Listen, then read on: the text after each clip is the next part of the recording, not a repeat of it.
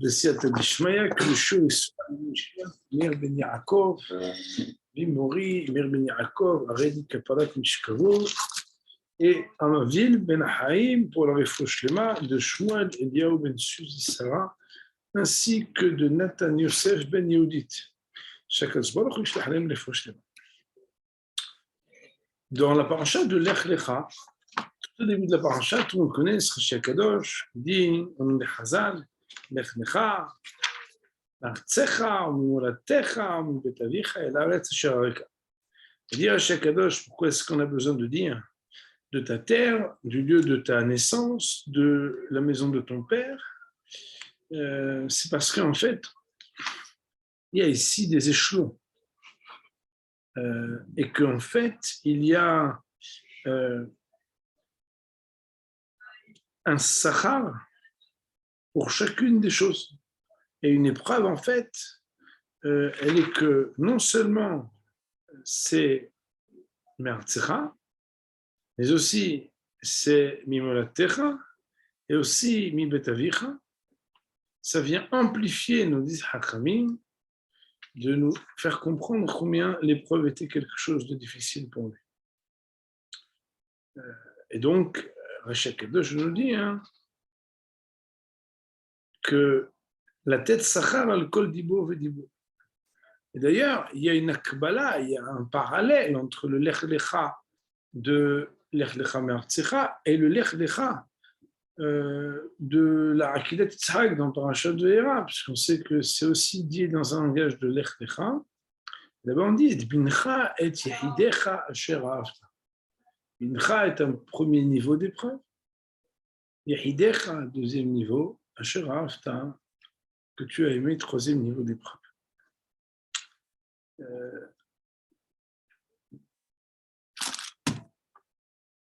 Je voudrais avec vous étudier un texte du Beth Halevi dans les mots qui nous fait réfléchir à la notion du nisayon et le fait que dans la vie, en fait, on ne peut pas fuir l'épreuve, ni même tenter de la réduire, mais qu'il faut être à la hauteur de ce qu'Akadosh Baruch Hu il nous propose d'être ou de devenir. Sachant que, comme vous savez, moi, je remontais sur le Vayihal Devarim Ha'el Va'elokim Nissa et Avraham, il y a là-bas la parole du Ramban, une parole bien connue.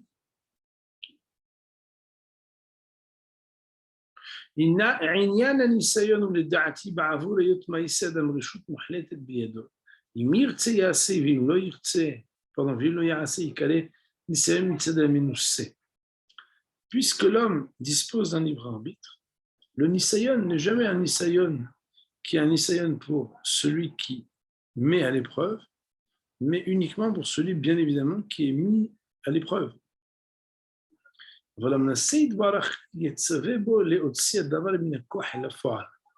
Mais en fait, l'épreuve, c'est quoi? C'est de faire sortir un potentiel pour le réaliser. Concept qui est connu dans le Maharal, par exemple, ou aussi ailleurs, c'est qu'en réalité, toute notre vie, c'est de prendre des kohot qui sont de koach, mais aussi de prendre des potentiels et de les réaliser à l'extérieur.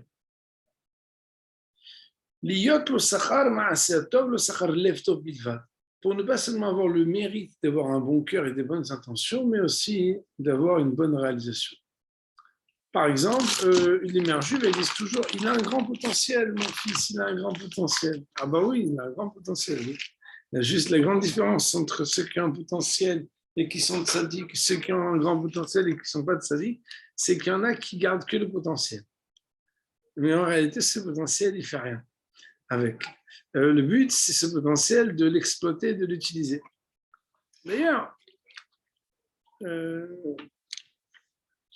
quand l'épreuve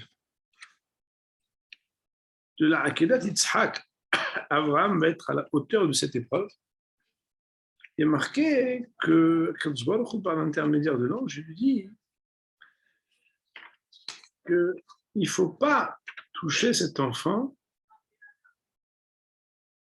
Al ta'aslo me'uma.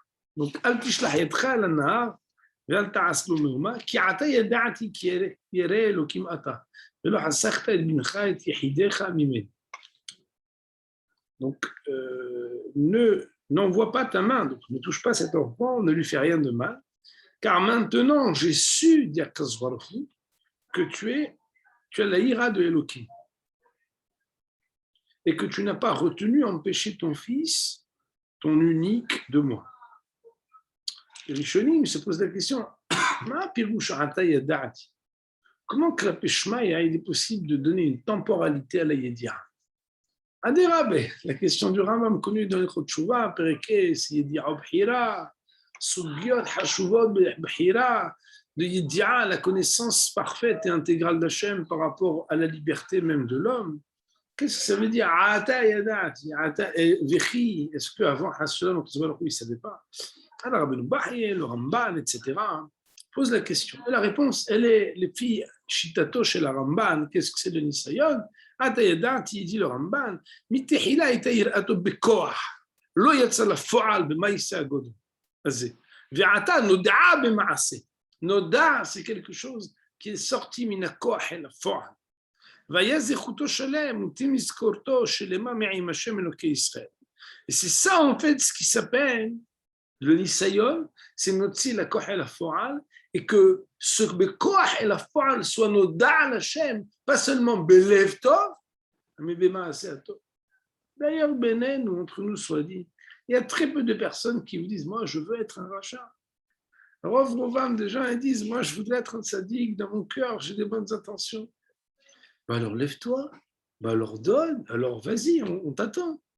Et là, il y a une différence. Et on n'est pas jugé sur notre cœur, sauf quand on est à nous, et qu'on ne peut pas réaliser ce qu'on désire. Mais on est nidonim les firmes ainsi. Le Ramban,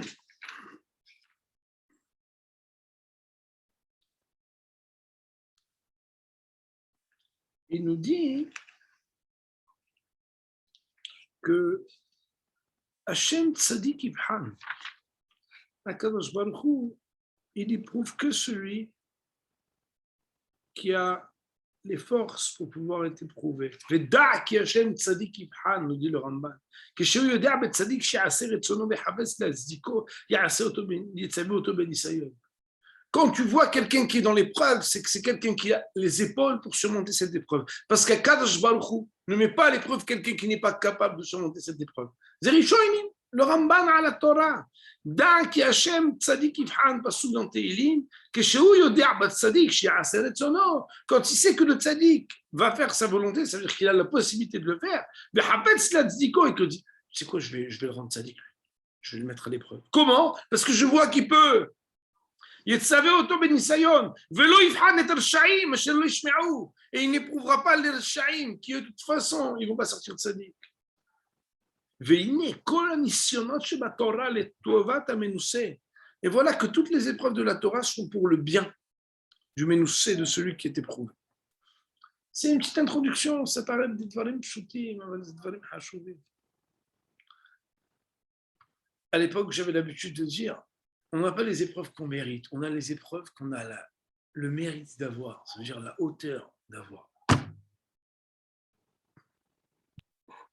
Dans le Beth Alevi, par le Shot Veïra, c'est que Beth Alevi, on l'a que sur le Reshit Shua, donc il faut bien profiter. Il faut bien profiter de Beth Alevi, c'est un sefer extraordinaire. Beaucoup d'Esodo, dit en plus de manière construite, profonde, puissante. Il nous fait remarquer que le Hazal, sur le passage qui dit chez vous, lachem po'im ahamo, donc comme on sait, Avraham Avinu, il monte, pardon, Avraham Avinu, il monte sur la montagne avec son fils, et là-bas, il laisse en bas ses deux accompagnateurs, et là-bas, il leur dit Shevu lachem po'im ahamo. ויאמר אברהם אל נערה, שבו לכם פה עם החמור. Rachid nous dit qui c'est le Na'ara, Ishmael ben Eliezer. Et il leur a dit, il est resté en bas avec l'âne.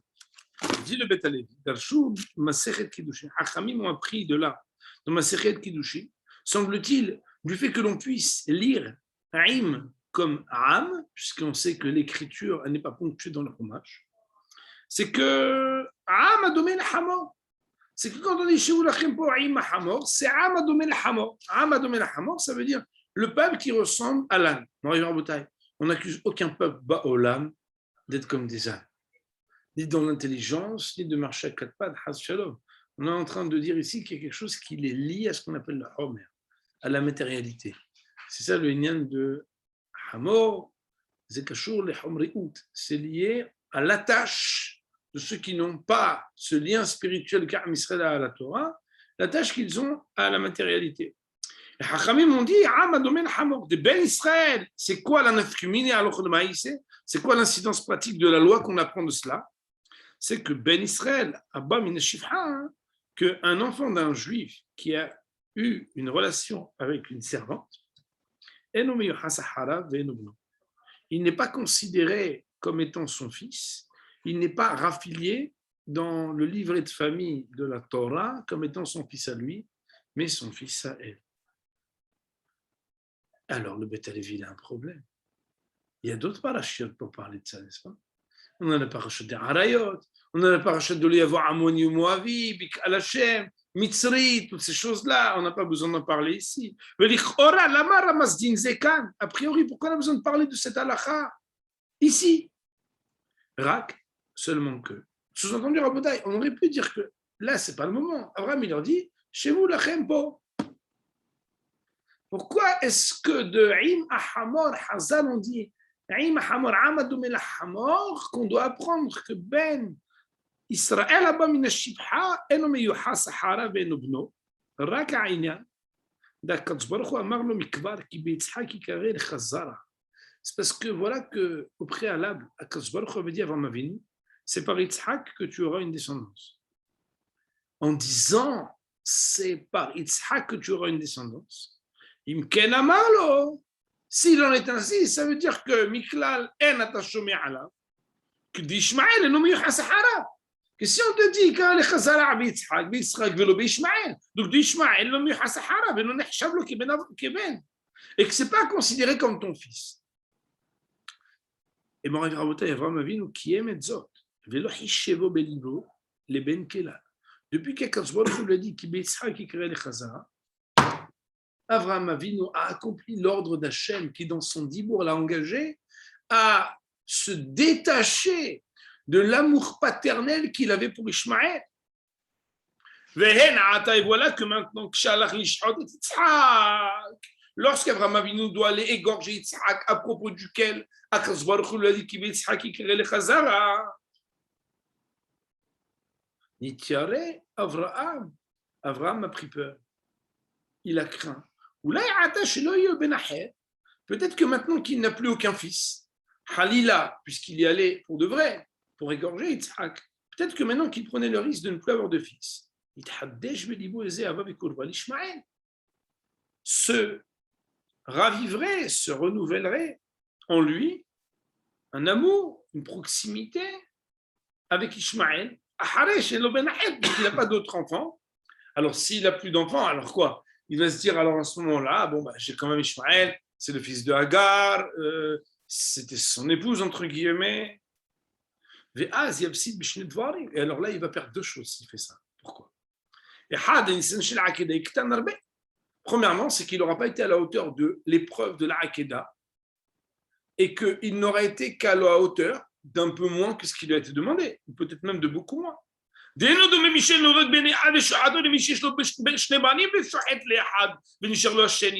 Car ça n'est pas comparable si quelqu'un il a un fils unique et qu'il est prêt à l'égorger alors qu'il n'en a pas d'autre, ou si quelqu'un a deux fils et qu'il est prêt à l'égorger alors qu'il en a un second qui va rester. Et voilà qu'Akadosh Baruch Hu, quand il lui a dit très clairement,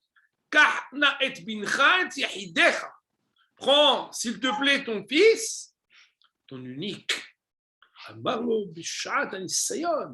Il a été dit, moi je dis ça, il a été rappelé à nouveau, précisé à nouveau, au moment de l'épreuve d'Yitzhak ou Ben Yahid, que c'est son fils unique Et c'est Akadosh Baruch Hu, dans l'énoncé de l'épreuve, c'est de dire fils unique, c'est qu'il faut être à la hauteur d'être capable de sacrifier ton fils unique. Ou même il a automatiquement, il est obligé au moment de l'épreuve de rester à la hauteur, de considérer qu'il n'a qu'un fils unique au moment de la Hakeda, sinon il perd dans son Sahara. Et donc, il ne peut pas accepter de considérer l'éventualité que oui, à l'intérieur de lui se renouvelle l'amour pour Ishmaël. Chéni, deuxième chose qu'il perdrait. Voilà que, indépendamment du fait qu'il a l'épreuve, au préalable, Akadosh Baruch Hu, il lui a dit et Akadosh Baruch Hu, avant même qu'il n'y ait cette épreuve, Hachem lui a dit ça veut dire que c'est lui ton fils et personne d'autre. Et c'est du fait de ces deux raisons, au moment où il est parti pour égorger son fils Yitzhak, il a commencé par renforcer et enraciner cette chose dans son cœur, à savoir que Ishmaël n'est pas son fils. Et il s'est dit que renforcer cette chose dans son cœur, c'est de dire justement, c'est de l'énoncer le fait qu'ils doivent rester en bas de cette montagne et ne pas monter avec eux, de le dire d'une manière qui donne dans le drash,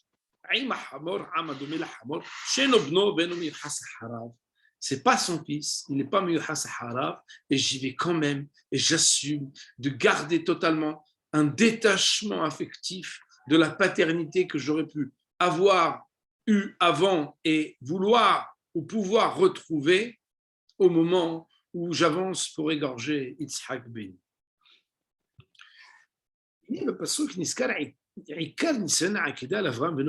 Voilà que dans les psukim de Torah, l'épreuve, on l'appelle être l'épreuve d'Avraham, mais pas l'épreuve d'Yitzhak. Comme on le sait, d'ailleurs, le Mishnah dans Avot, elle le dit aussi. Betfila, mais dans la tfila, bizarrement, on sait bien que le jour de Rosh Hashanah, bon, le Nusar Sfaradim, un tout petit peu différent, peut-être, c'est que on dit, et la ligature d'Yitzhak, à sa descendance, rappelle-le avec miséricorde.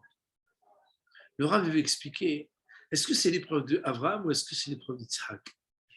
De quel point de vue regarde-t-on différemment dans la peau d'Yitzhak, en quoi c'est une épreuve, et dans la personnalité d'Avraham, en quoi c'est une épreuve? Un va égorger son fils et l'autre va se laisser égorger.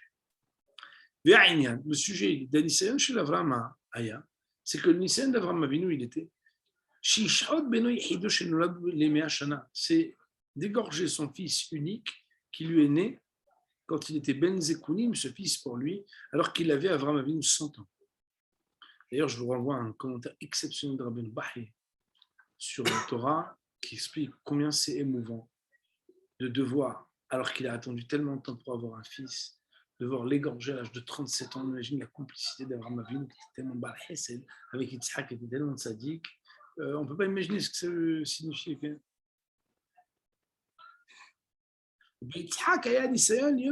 Alors que du côté d'Yitzhak, l'épreuve, ce n'est pas d'égorger son fils, mais d'être égorgé lui-même. Et voilà que nous voyons de manière sensible, claire, c'est que l'étroitesse dans la parnassa, dans les problèmes de subsistance et d'argent, et par ailleurs aussi l'amour qu'on a pour nos enfants, nous amène parfois à trébucher, de faire des choses qu'on ne doit peut-être pas faire. Mikol makom, bevadaï degam, elo anashim ha'ovrim al chukat Torah lema'an avat banim vekadome. Et néanmoins, il est certain que ces gens-là qui transgressent des lois de la Torah parce qu'ils aiment leurs enfants ou ils ont besoin d'argent, etc.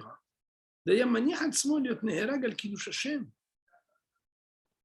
ils auraient pu se dire, mais moi, Shalom, si jamais on me dit soit tu fais la Avodah Zarah, soit tu te laisses tuer, ils auraient été capables de se laisser tuer. Autrement dit, il y a des avérotes qu'on fait au nom de l'amour des enfants, au nom de l'amour de la parnassa ou des besoins de la parnassa. Mais pour autant, même si on peut trébucher pour des contraintes qui nous font trébucher dans la vie de tous les jours, on peut rester un très bon juif capable d'être dévoué, les Kiddush Hashem. ביותר בין הניסיון נהרג ולאבד מכל וכל להיות נשאר בעולם מכל חושיו ורק יחסר לו פרט אחד מהאהוב אצלו. Ça veut dire que c'est plus facile d'accepter d'être sacrifié et d'en finir une fois pour toutes au nom du Kiddush Hashem que de supporter de vivre avec des épreuves qui sont constantes et continues. על כן, ניסיון של אברהם אבינו שם בפרט אחד, וזה הפרט אצלו יותר גדול ואהוב אצלו. C'est la raison pour laquelle Abraham Avinu, son épreuve qui était sur un seul détail de sa vie, mais ce détail n'était pas un détail, c'était quelque chose qui était la chose peut-être la plus choyée, la plus aimée dans sa vie. Gadol yoter minisiono shel Yitzhak, son épreuve était plus grande que l'épreuve d'Yitzhak. Pourquoi? On va y voir parce qu'écoutez bien, supporter de vivre sans un fils qu'on a aimé, qu'on a soi-même égorgé au nom d'Hachem, c'est commencer une épreuve qui ne fait que commencer et continuer. Il a dû vivre à cause du Kiddush Hashem, pas mourir à le Kiddush Hashem. C'est que commence maintenant une épreuve qui va être très difficile à surmonter. C'est que chaque jour, il va se dire, mais où est mon fils? Qu'est-ce qui va se passer? Quand même, il est capable d'être Omed, Vénisayon, de se dire, je m'engage dans cette voie de supporter l'insupportable, la souffrance d'un enfant que j'ai perdu et que je continue quand même à être Aved Hashem. C'est la raison pour laquelle le Nisayon il est considéré comme un Nisayon d'Abraham. Pourquoi? Parce que, Rabotai, on va dire ça un peu balébatique, Yitzhak, quand il a fait le maasé de la Hakeda, après il n'a plus besoin de le supporter. Il est mort al Kiddush Hashem. Il est mort au Nisayon. Des choses après. Zéou. Alors qu'Abraham Avinu, qui vient, il doit être à la hauteur de commencer par la Hakeda, une vie de Nisayon. Une vie d'assumer l'épreuve et de surmonter l'épreuve, de vivre sans celui qu'il a tellement aimé, qui était Beno Yehido Shara'ah. Alors là, il y a une couche. Si c'est comme ça, alors bon, fine, donc ça doit être que le Nisayon d'Abraham, et donc dans la Tfila, on n'a pas besoin de dire Hakedat Yitzhak. Alors il dit, Veine, Moshe, Anachnu Mazkirim Zechut Avot Betfila. L'Ichora, Ma Yu'il Ma'ase Avot Le'Abel, Ve'alo Amru Lo Yitzil Avraham Itishmael. Et alors, pourquoi on parle du Zechut Avot en parlant de Zechut Akedat Yitzhak les Arot Iskor? A priori, comment peut-on dire que le mérite des anciens des Avot pourra marcher, alors que Hachamim disent dans la Gemara de Sanhedrin que Abraham Mezakel et Abba le Mezakel les bras, et qu'on voit qu'Abraham n'a pas pu sauver Ishmael. Rak Mishum Degam Lanu Nishach Ketzat Mimaaseh Matovim Beyerusha Mamidot Atom Shelem. C'est que même si on arrive à Rabotai, quand on parle de la Akedat Yitzhak, le niveau de la Akedat Yitzhak et le niveau des Avot, on a l'impression qu'on n'a rien de... C'est faux. Dans le langage de Rav Dester, ça ne s'appelle pas Zechut Avot, ça s'appelle Zakut Avot. S'il ne restait rien au niveau génétique, spirituellement, des Avot, tu as raison, le Zechut Avot ne marcherait en rien. Si on dit et on revendique le Zechut Avot, c'est parce qu'il y a quelque chose qui passe dans les veines de chaque juif. Dans le sang de chaque ben Israël, bon, je dis dans le sang, vous avez compris ce que ça veut dire, dans les midot, shorshiyot, que les avot nous ont donné, c'est avot siman abanim, c'est pas siman, c'est qu'ils ont laissé une trace indélébile, que même si on l'a en toute petite quantité, c'est resté chez nous. Que Moshe Amarim bitfila, mayafa yerushaten, comme on dit, il y a marqué, ashchenu otofheken, etc. Mayafa yerushaten, combien est beau notre héritage. Alken, c'est la raison pour laquelle Raouch Iskolanu Zechutam, on peut quand même revendiquer de demander leur mérite.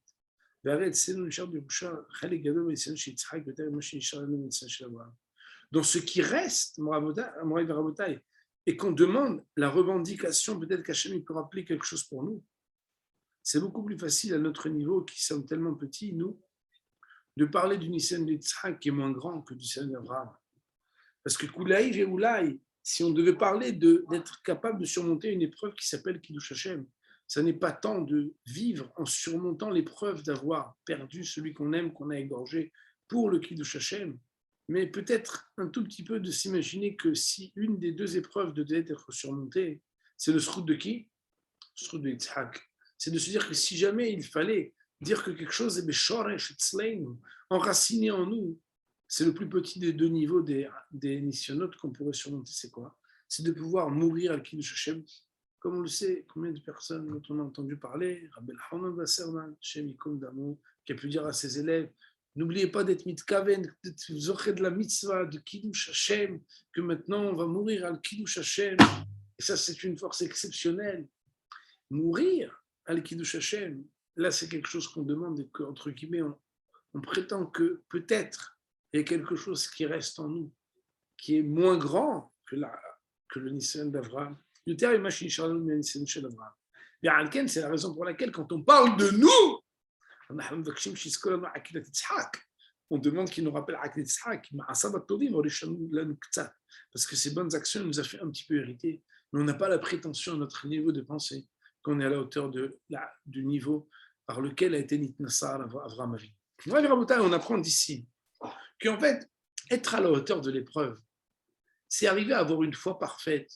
Quelqu'un qui nous met dans une épreuve, c'est qu'on a les épaules et qu'on doit assumer les épreuves qui nous ont été données. Ça ne veut pas dire qu'on n'a pas à les éviter, hein. On peut les éviter, mais quand elles sont là, on ne doit pas essayer de les minimiser. Parce qu'en fait, finalement, ça nous révèle juste qu'on doit être à la hauteur et qu'on peut être à la hauteur. Et on voit ici, premièrement, que quand il dit « Ah, Madomel Hamor », c'est pour dire à Kadosh Baruch Hu, je prends sur moi d'accepter le Nisayon dans toute sa splendeur et de dire que je me détache et je me préviens de pouvoir revenir à ce sentiment de paternité et d'amour pour ce fils que tu m'as dit non, qui et que tu m'as dit mincha yehidecha. Et par ailleurs, arriver à comprendre qu'il y a une différence fondamentale de la hauteur du Nisayon d'Abraham, de continuer à vivre alors qu'il y a une époque de perdre son fils. C'est un niveau exceptionnel auquel on ne prétend même pas dire Srout Abraham, parce qu'on ne peut pas. Mais par contre, à notre niveau, quand on mentionne la prière, on dit si entre les deux, on devait dire qu'il y a quelque chose qui peut-être reste en nous, quelque chose de palpable, c'est tous ces hommes qui ont été capables de mourir al Kiddush Hashem, d'affronter cette situation, de se dire que si un enjeu devait nous dire est-ce que tu es prêt à mourir?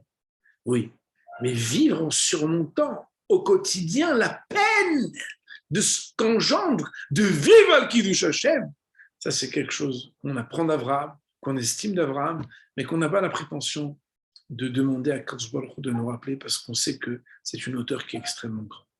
Voilà, merci Hachem pour cet enseignement extraordinaire du Beth Levi. On va dire Baruch Nei Le'olam Amen.